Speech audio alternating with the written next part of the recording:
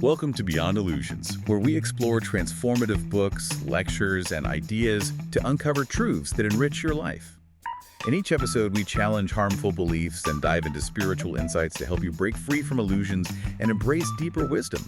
Today, we're diving deep into Karen Armstrong's The Battle for God. Oh, a classic. It is to understand fundamentalism Okay. and how it's impacting Christianity today. We hear about it all the time. We do. But this deep dive should give us a neat perspective on what's really going on. Yeah, so Armstrong, Okay. she makes this really interesting argument Okay. about fundamentalism. And she says that across religions, it's not just about Right. strong beliefs or anything like that. Yeah. It's actually a reaction, Huh. a response Okay. to the anxieties and disorientation people feel Right. when faced with modern life. That's fascinating because when I think of modern life, Yeah, I think of progress, technology, freedom, sure. which we generally see as positive things. Yeah. So how could that lead to fundamentalism? Well, it's kind of like a pendulum swing, you know? Yeah. As society shifts away from these traditional values and embraces more science, secularism, all Right. that, some people just feel this sense of loss, Yeah. this void, Right. and it needs to be filled with something. Interesting. Fundamentalism is there to kind of step in and be like, Okay. hey, I've got the answer. Yeah. It offers that certainty, that Right. anchor Yeah. when the world feels uncertain. So less about the belief themselves and more about the need those beliefs fill. Yeah, and Armstrong uses this idea of mythos Mythos. versus logos Okay. to kind of illustrate this. Okay. So mythos represents those timeless truths. Okay. You know, the myths, stories Right. Yeah. that give life meaning Yeah. and purpose. Purpose. Okay. Logos, on the other hand, is all about the logic, Okay. rationality Yeah. that drives science and technology. I see where this is going. Yeah, The modern world is very logos driven. it is very much. Data, evidence, Yeah. proving things. Yeah. Yeah. So fundamentalism Yeah. is trying to reassert mythos. It is in this world where Yeah. it feels like it's been sidelined. Totally. That's a great way to put it. Yeah. It's not that one is better than the other. Right. But recognizing that imbalance Totally. makes you think about how it plays out in our lives, too. Oh, yeah. For sure. Like how many times have I made a decision based purely on logic, Mm-hmm.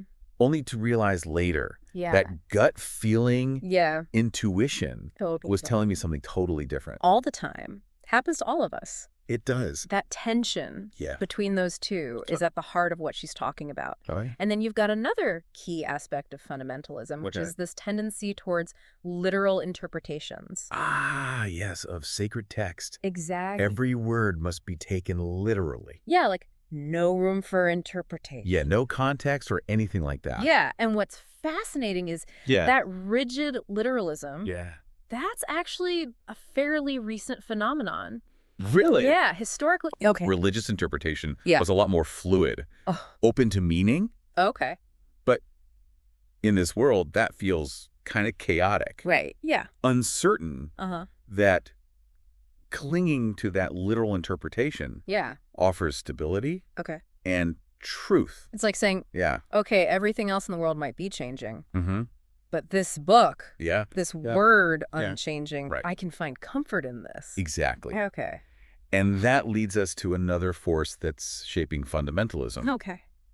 globalization. Globalization. Okay. As the world becomes more interconnected, Right. those traditional values, Yeah. ways of life, Yeah. are bumping up against all these other cultures, Yeah. beliefs, lifestyles. It's funny you should say that. Oh, yeah. I was just scrolling through social media the other day Uh-huh. and came across this post Yeah. that totally challenged my beliefs.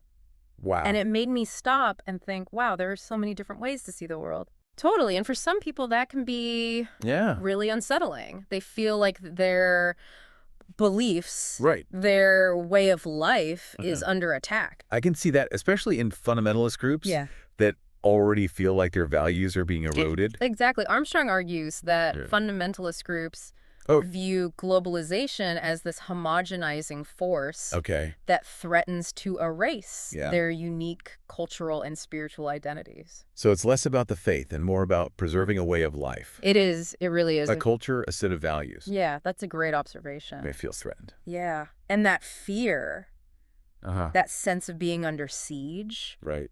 It's powerful. Yeah. Leads to the politicization of faith. Okay, I'm curious about that. Yeah. What does that look like? Well, think about the rise of the religious right in America. Okay. Or certain Islamic movements around the world. Yeah. These are groups actively trying to shape society. Right. According to their understanding of these principles. And that's where it gets complicated. It is. Because when religious beliefs get intertwined with political agendas, it risks excluding those who don't share those beliefs. It really does. So how do we engage with fundamentalism in a way that acknowledges those anxieties, but also upholds the values of inclusivity? Yeah. That's a great question. I think a lot of people are grappling with that. For sure. And Armstrong, her work offers some insights into how we might approach it. Okay. One thing is understanding the historical context to develop empathy. Empathy. Yeah, recognizing that even if we disagree, we can still try to understand where they're coming from. That's a powerful word, empathy. It is.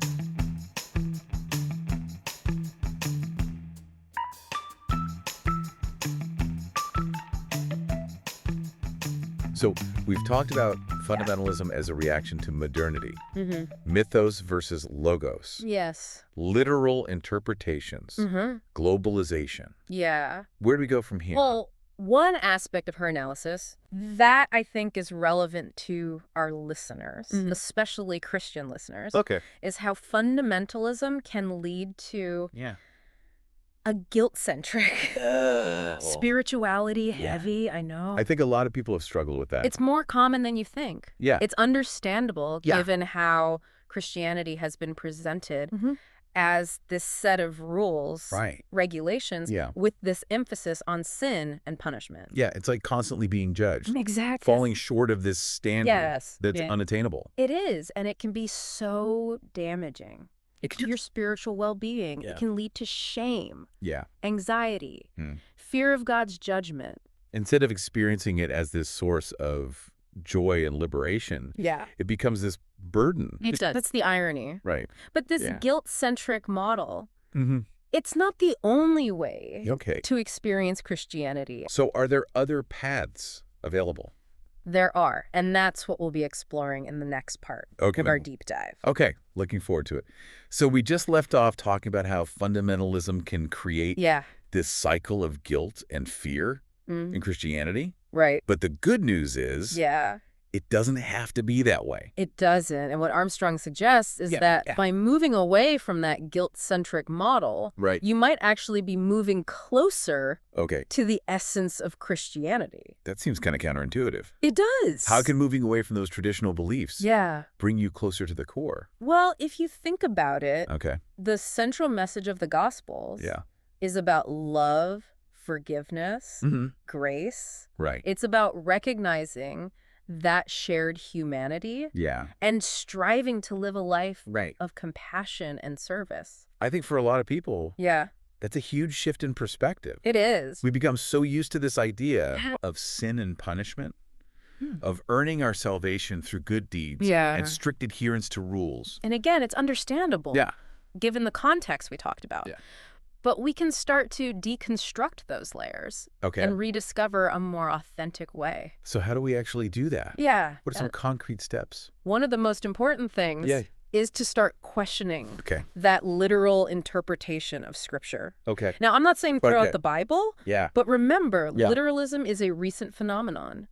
You made the point that throughout history, people have interpreted those texts in different ways. In different ways. Taking into account the historical context. Yeah, the literary genre, the overall message. So where would someone begin with that? Wow. It feels like such a big shift.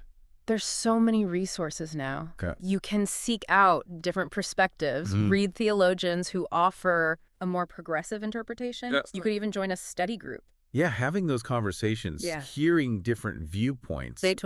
Can be so helpful. Really helpful. It's all about opening yourself up to the possibility that there might be more to it than what you were taught. There's richness and depth there when you approach it with an open mind. It's almost like reclaiming your faith. It is. Taking ownership of it Yeah, instead of blindly accepting what you've been told. totally. Yeah.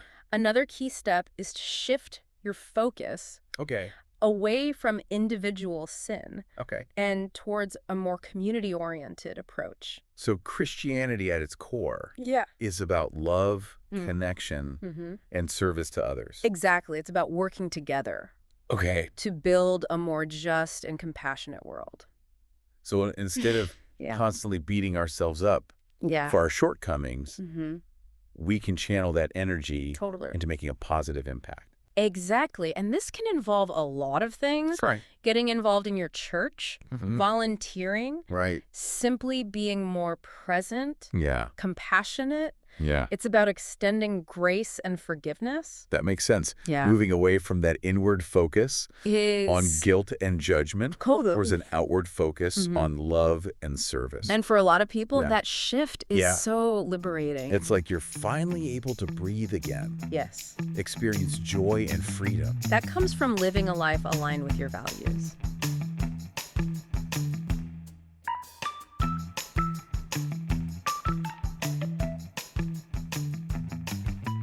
So to recap, Yeah.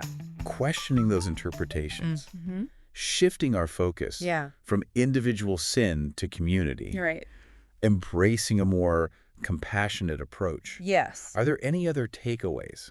I think it's crucial to remember Right. that this is a process. Right. Deconstructing all that Yeah. takes time and effort. It does. There will be moments of doubt, Yeah. confusion, Right. even anger. Yeah, it makes sense. Be patient with yourself. Okay. Give yourself space to explore and grow. It's like learning a new language, It is. developing a new skill. Yeah, it takes time. Yeah. And remember, you don't have to do it alone. Right. Don't be afraid to ask for help. Okay. Talk to people. Yeah. Seek out resources. Right. Find a community that supports you. It can be isolating to go through all of that. It can alone. It can. And that's why finding a community, Right. whether online or in person, can be so crucial. It really is. It's about surrounding yourself with people Mm-hmm. who affirm you Right. and encourage you. You are who you surround yourself with, Exactly. especially when you're going through that process. It's so true. Yeah. Having that space to share Yeah. is healing. It is. It's also empowering Oh, yeah. because when you realize you're not alone, Mm, you see other people Yeah. wrestling with the same questions, right. it gives you the courage to keep going. That's such an important message. It A is. lot of people feel like Yeah. they have to have all the answers. That doubt is a sign of weakness. Right. It's not true. So it's not about suppressing those doubts. It's not. It's about embracing them. It is. Let them lead you to the truth. That's a great point. And remember, it's a journey. Yeah. It's not a destination. I love that. Yeah. It's inspiring to think about moving beyond that guilt-centric model. Yeah. But how do you actually make that shift? Yeah, there are some tools and resources Okay. that can help. All right. One I always recommend is mindfulness. Mindfulness. Okay. Have you ever tried practicing mindfulness? I've dabbled, Yeah. but not consistently. What makes it so powerful? Especially for people coming from a Yeah. more rigid background. Yeah. Why is it so powerful? Well, mindfulness helps you become aware Okay. of your thoughts and feelings without judgment. Okay. It's about observing those thoughts and emotions Right. with curiosity Okay. rather than getting swept up in them. So that could be helpful when dealing with guilt or anxiety. It can, Okay. especially from a strict upbringing. Instead of spiraling into shame, Right. you can pause and notice those feelings. Exactly. Yeah. And choose a more compassionate response. It's about creating space It is. between thought Yeah. and Yeah, reaction. but reclaiming your power. Okay. And you don't have to become a meditation master or anything. Okay, that's good to know. You can start small. Okay. Simple breathing exercises, Great. taking a few moments each day Yeah. to be silent. Okay. Pay attention to your breath. It feels a lot more accessible now, It is. knowing you don't have to overhaul your whole life. You don't. Okay, good. And another valuable resource Okay. is engaging with different theological perspectives. So kind of like what we talked about earlier. Exactly. Moving away from that literal interpretation. Yeah, embracing that nuance. Where can people find those alternative voices? Oh, there are so many. Okay. Richard Rohr, Okay. he's a Franciscan friar, Okay. writes beautifully about contemplative Christianity Oh. and compassion. Okay. Rachel Held Evans Okay. sadly passed away a few years ago, Right. but left behind incredible work. Okay. Challenges those interpretations. Yeah. And advocates for a more inclusive faith. Okay. And Brian McLaren, Okay. instrumental in the emerging church movement. I love that you're giving specific names. Yeah, it gives them a starting point. It does. Reading these authors, Yeah. engaging with these different perspectives Right. can be refreshing. Yeah. It's a reminder that there are multiple ways Okay. to understand and live out your faith. It's about reclaiming your faith. It is. Making it your own. Another practical step is finding a supportive community. We talked about that a little bit. Yeah, surround yourself with people Okay. who affirm you, Right. encourage you. This could be a church, It could be a book club, online forum. support group. Having that sense of belonging Yeah, makes all the difference. it does. You are who you surround yourself with. It's so true. Having that safe space can be really healing. It can, and it's empowering too. Yeah. Because when you realize you're not alone, Yeah. it gives you courage to keep going. That's so important. It is. Because a lot of people feel like Yeah. they have to have it all figured out. They think doubt is a sign of weakness. Right. It's not. It's not about suppressing those doubts. It's not. It's about embracing them. Yeah. Let them lead you. To a deeper truth. And remember, Yeah. it's a journey, not a destination. It's not. There will be ups and downs. But Yeah. if you keep seeking, keep questioning, Keep growing. you'll find a way to live out your faith in a way that feels authentic and fulfilling. That's what this is all about. It is. Beyond illusions. Helping you see past the surface. Question your assumptions. Find a more genuine path. That's a great way to end it. It is.